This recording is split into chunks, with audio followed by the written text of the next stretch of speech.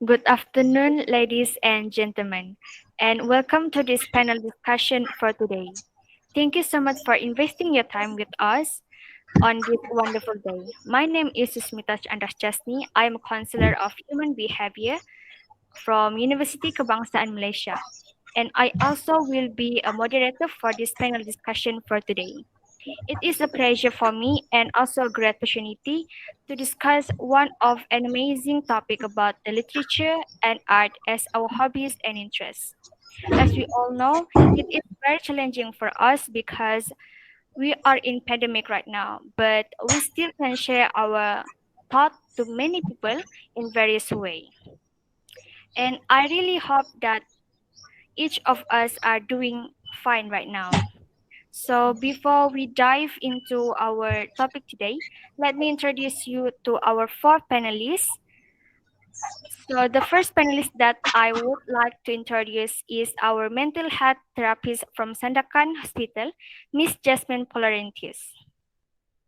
The second panelist we have book author from Kota Kinabalu, Madam Zulizah Natasha Abdullah. Third panelist is a literature student from Management and Science University, Miss Ezza Shazanin Binti Lagani. Last but not least, we have art therapist from Sarawak, Miss Cathlyna Lirang Anak Lawrine. Okay, so back to our topic for today, which is about literature and art as our hobbies and interests. Life without a hobbies is like food without a soul. We all know the fact that hobbies can make our life become more interesting. A hobbies can give someone joy, pleasure, and also does not get tired of it. In this way, while someone is learning something, they are also making best use of their time. There are many hobbies that we can do. For example, gardening, cooking, pet care, coin collecting, and more. But for today, we will discuss more about literature and art as our hobbies and interests. So, how do you define art? Take a few seconds and think about it. Is it photograph that taken by someone and then published in magazine? Or is it art that something that we paint and then hung in museum? Or is it a classical music score? What about literature? If you ask me, literature is an art. Art can be defined as a communication between an artist and audience. When it's author, right, they take word to create a story to communicate with us. Through this story, we are able to create a picture of the character, visit a new place, and find meaning in what could be seen as a simple event. An author writing style is their platform for sharing art. It is important to see how literature is art by itself, but also as a form of art that connects to other types of art. It can be seen in music, photography, and painting. These art influence each other. So without further ado, let me ask the opinion of our panelists regarding to our topic for today. I would like to ask the first question to Miss Jasmine. Some people agree that art is very interesting hobby to have. So, Miss Jasmine, in your opinion, how does art reflect someone's personality? In my opinion, when someone starts to have interest in art, these individuals would want to learn more on artistic interests to the extent which the individuals engage in artistic activities, such as visiting museums, watching art programs, buying and reading art-related books, and etc. There are many different kinds of art. Art have been classified as 7, which are music, painting, performing, cinema, architecture, sculpture, and literature. If you ever notice how when artists create their art piece, it can reflect their personality. Sometimes it can be obvious, while other times it can be subtle. Artists leave their mark on their works, whether it is intentional or not. The positioning of people or objects and colors reflects the artist's personality. I will use some known artists to show how an art can reflect someone's personality. First example I will talk about is Pablo Picasso, which was regarded as one of the most influential artists of the 20th century. When Pablo Picasso experienced his blue period, during this period he had created many blue paintings. This was due to the growing depression that was causing him to use dark and dull blue colors. In his case, it was more apparent because of his colors palette and solitary figures within the paintings. Next example is Mary Blair. In contrast to Picasso, Mary Blair had a more subtle way of reflecting her personality onto her work. She too suffered from depression as well. While many of her art pieces are whimsical and fairy tale like due to her working for Disney, she uses a muted color palette. This is an indicator of a personality showing in a work. Thus, when an artwork has a hidden or an obvious meaning behind it, then it might be an indicator of the artist's personality. Picasso and Blair are a prime example of how the persona showed through the art. That's all. Thank you, Miss Jasmine, for your opinion. It seems like art is very important for everyone. This is so very true as when we take up drawing or painting as our hobby, we can give expression to our innermost feelings, just like Pablo Picasso and Mary Blay. So, Madam Zulizah, if I'm not mistaken, you like music, don't you? Yes, that's right. So, does that mean music is a soundtrack of your life? I am right. I really wonder how music affect your life. Can you share with us about this? Music has always been a huge part of my life. I have been listening to music for as long as I can remember. Now, there is not a single day that goes by that I don't listen to music. I could go to bed while listening to classical music, studying with Korean pop song, and even work out with an upbeat music. Or not, I'm just going to reward myself with an infinite rest. Music is fun to listen to. Over 90% of people worldwide say they like to listen to music for various of reasons. How does music affect my life? First off, in my personal experience, I can say that music does affect my mental health, my mental and physical health in a positive way. Back in high school, I was not at the same state mentally that I am today. I was really depressed. I didn't know if I could graduate from school, if I could continue with my studies, or if I got through the exams with flying colors, especially when all the pressures are from my parents and teachers.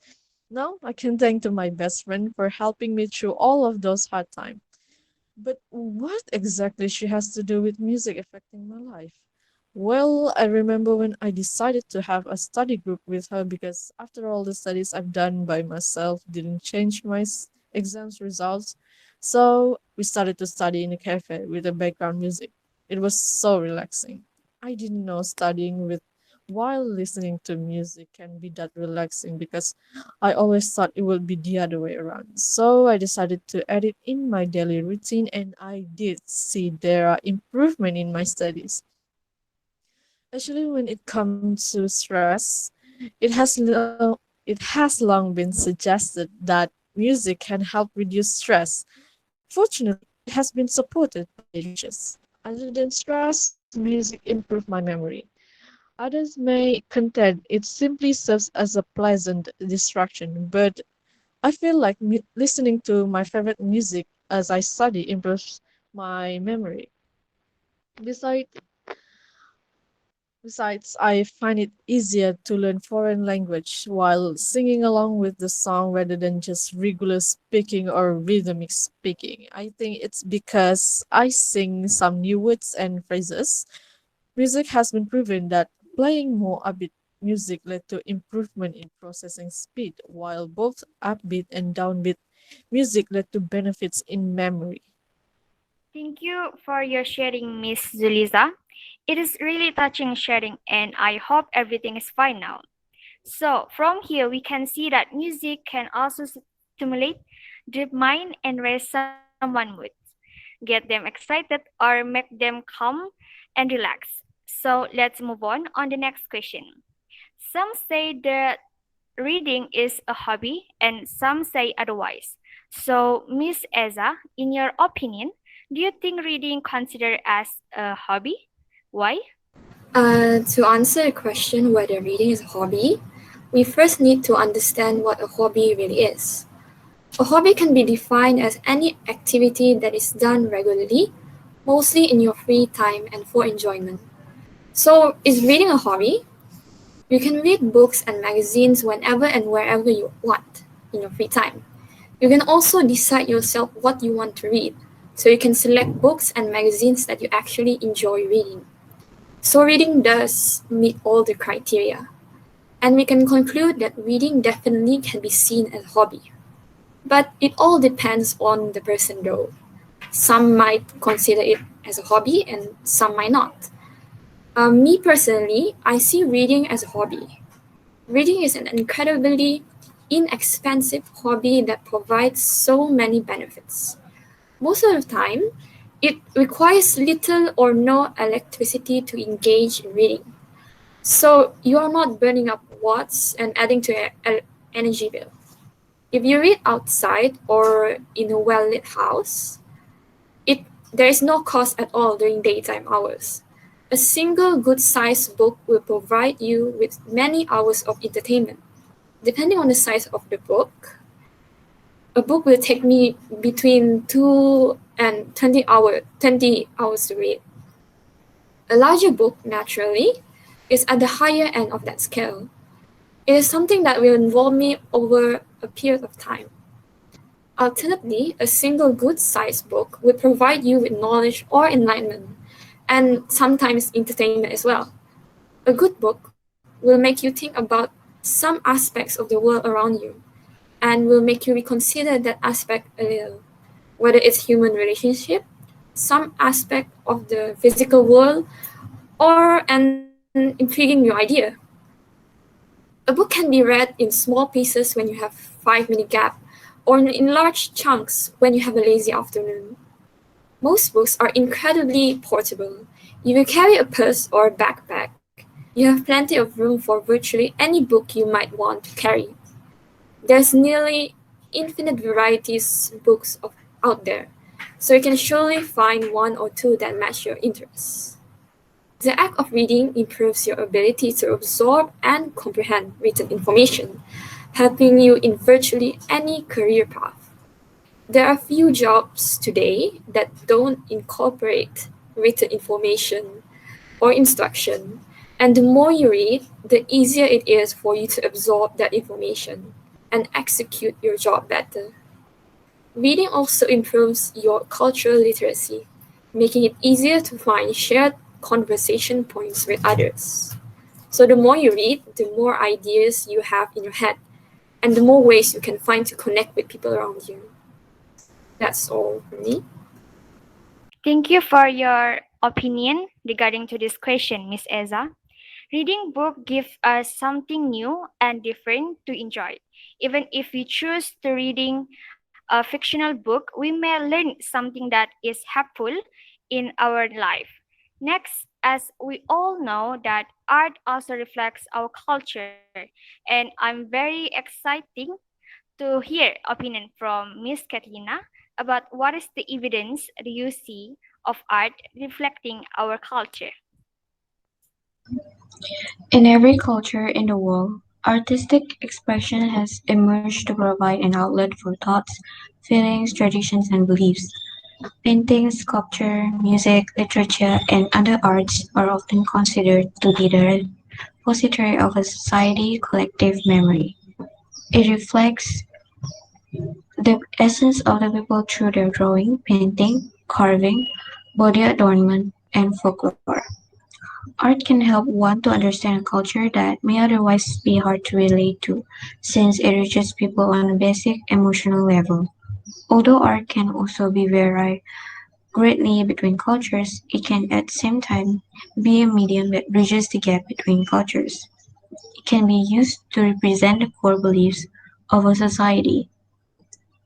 Art has long held a place of importance in cultural expression and understanding. Now, looking at a Renaissance masterpiece in order to show its reflection on and importance to the culture at the time. For instance, Rome Sistine Chapel's frescoes and Last Judgment on the altar wall were painted by Michelangelo. The art of the chapel is a depiction of the Catholic religious views of biblical scripture. Whereas in Japanese culture, it can be seen how the culture is reflected through Japanese art that covers a wide range of art styles and media, including ancient pottery, sculpture, ink painting, calligraphy on silk and paper, ukiyo-e paintings, and woodblock prints, ceramics, origami, more recently manga, which is modern Japanese cartoons, and comics along with a myriad of other types. It can also be seen how arts reflected in the culture of Sarawak, especially through traditional clothing. Sarawak has a large collection of traditional clothing, each characteristically unique and remarkable in their representation of the 27 different ethnic groups in Sarawak. Their designs are evocative of the traditions and steep folklores of their wearers, passed from one generation to the next. For instance, the folklore of Orang Ulu people tells of warriors and heroes bestowed with supernatural powers when they put on a special jackets made from the pelts of clothed leopards or bears, and some were embellished with hornbill feathers. So it is with no doubt that arts also reflected our cultures. Thank you, Miss Cathlyna. Art is a mirror image of identity of individual. And yes, it is a reflection of what we feel, think, practice, believe, behave, and the character. So let's go back to Miss Ezza. Miss Ezza, since you say that you love reading book, can you recommend us some of your book that you already read? I would suggest books like The Great Gatsby or the Harry Potter series, or even romance books like To All the Boys I Loved Before. Some people might recognize these titles from their respective movies or series, but reading the books will surely bring a new experience and have a more in-depth story and lets your mind wander and imagine the scenes yourself.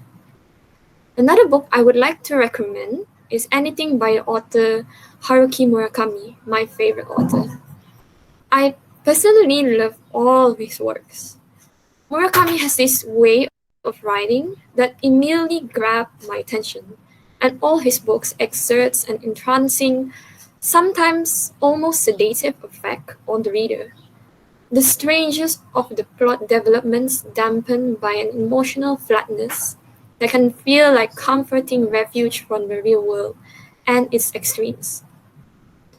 First timers for Murakami, I would suggest reading Norwegian Wood, which was also the first book I read by him.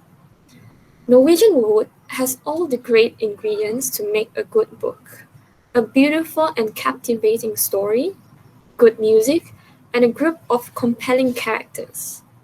It's the kind of book that makes us think about life, our youth, our place in the world, the friends we won and lost, being easy to relate to the characters with our friends, at least in my case, being for that and much more, in my humble opinion, a life-changing book that will make you fall in love again for life.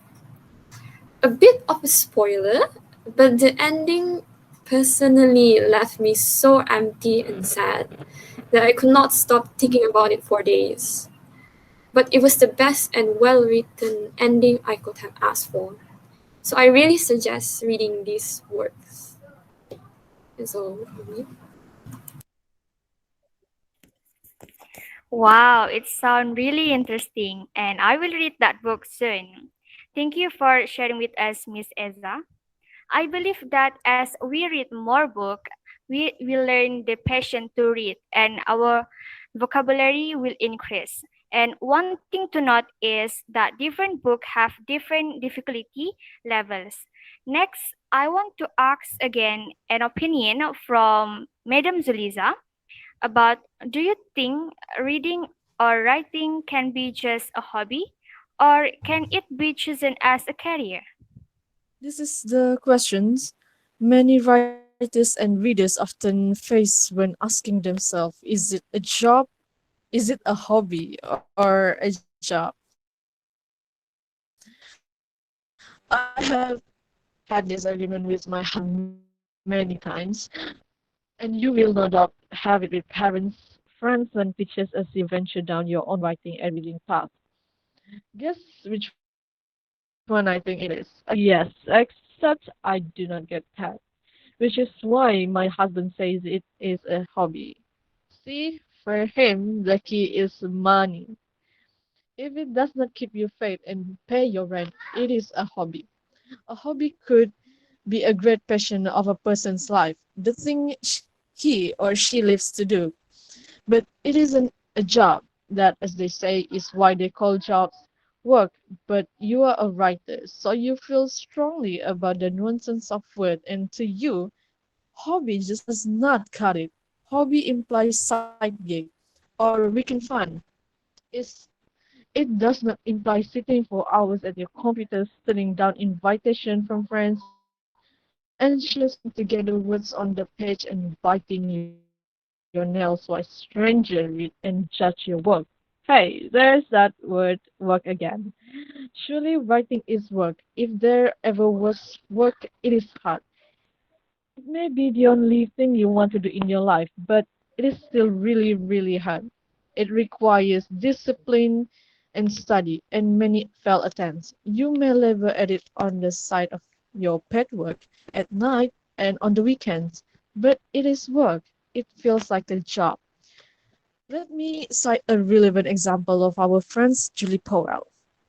Julie temped all day to pay her rent and buy groceries, but her hobby was cooking. For fun, she decided to cook her way through every single recipe in Julia Child's Mastering the Art French Cooking in a single year and blog about her triumphs and failures. Her blog caught on like wildfires, got written up in the New York Times, and ultimately landed her a book contract and movie deal. Okay, is it a hobby or job?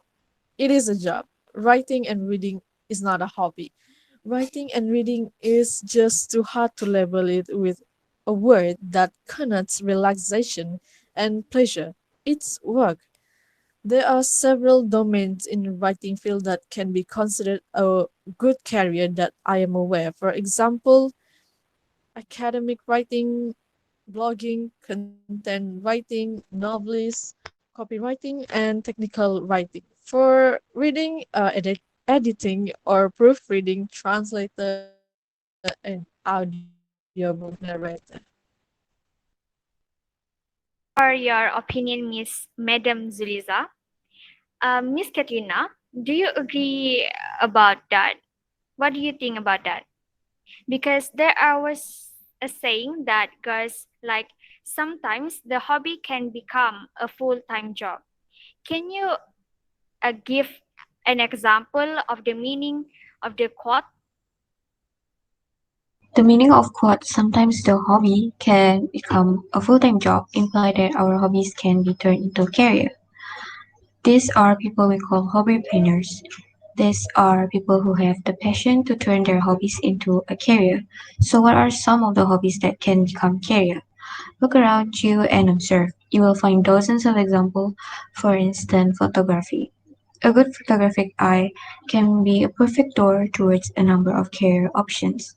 We live in a world where we feel the urge to virtually capture anything that meets the eye. A good image carries powers. You should know the way of delivering this quality image. Photography is a good career choice if you love capturing moments and have an eye for detail. Of course, you cannot do the job with your smartphone alone. Sometimes you will also need a quality camera. As for your option as a freelance photographer, you can explore a wide range of Possibilities like wedding shoots, corporate events, music launches, movie premieres, interviews, and whatnot. Almost everything related to marketing, branding, promotion relies on visual, both still and moving. Also, you can join television and film agencies or film production company to develop your photography skills and portfolio. Other than hobbies like arts and crafts, be it designing, painting, or origami, there are ways you can turn your artsy hobby into a full-time career. The demand for creativity is on the rise, whether you are sketching, drawing, or getting better at embroidery. Your craft hobby is a great avenue for revenue. For example, if your hobby is calligraphy or painting, you can start putting out how to learn videos for beginners to learn. Once you have enough people showing interest in your artistic talent, you can even get paid for teaching them your hobby online. In the age of machines, handmade crafts are still sought after, so much so that there are numerous exhibitions, events, and festivals where handcrafted products go on display and sell. If you have a hobby of knitting, jewelry making, or painting, you can start creating your own stuff and look for local galleries and exhibitions to showcase your art or even start a business with it. Besides photography and arts and craft, writing is one of those skills that will always stay relevant and sought after. People love to read, and that itself should be a motivation for you to pursue your hobby of writing into a career choice. Not everyone has to be a successful author or have a master's degree in language to be a good writer. People amass steady revenue by starting their own blogs. Yes, it takes time, skill, and discipline, but what's better than doing something you love and maybe getting paid for it? Plus, there are online platforms using which you can share your self-written stories or online books, such as Wattpad. You can even start script writing for YouTube videos, short films, and advertisement is another way to turn your hobby of writing into a career. Of course, in the longer scheme of things, coming up with your own book, novel, or piece is always a lucrative idea. It will help you establish a solid reputation as a writer and generate money and confidence. Don't worry if you can't see that far. Even J.K. Rowling faced failure multiple times before making a mark with Harry Potter series. In fact, there are much more hobbies that can possibly be turned into your dream career, but of course, there will be downsides of it, so you must really consider the consequences of turning your hobby and passion into full-time career beforehand, or you just can turn your hobby as your part-time career and a source for your side incomes. Thank you, Miss Cathlyna.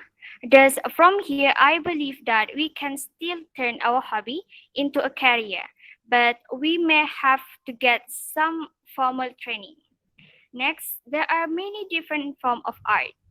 For example, one of it is music. So, for our last question for today, I would like to ask an opinion from Miss Jasmine about what are the ways to get interest in music. There are countless ways to get interest in music. For now, I will just list 4 ways. The first one is to play along to music. Playing instruments along to a song is a great way of experiencing and exploring dynamics. When we play with different sound makers or body percussion as quietly or loudly.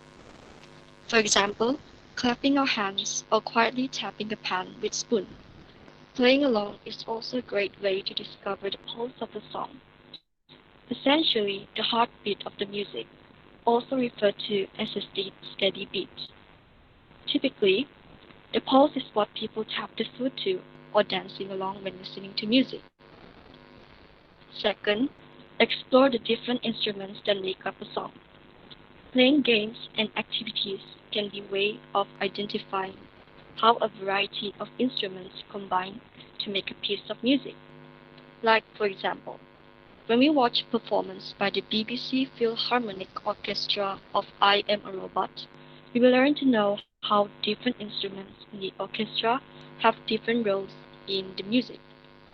We will soon listen out for the sounds of the families of instruments and the roles they have in the music, for example, woodwind, keyboard, and drums.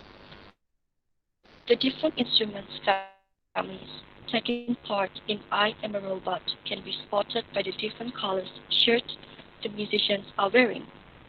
Third is by making our own sounds. A great way of exploring music is to experiment with sounds that can be created with mouth. Why don't we think about what sounds can we make with our lips? By doing this, we'll be exploring different sounds and encouraging activity.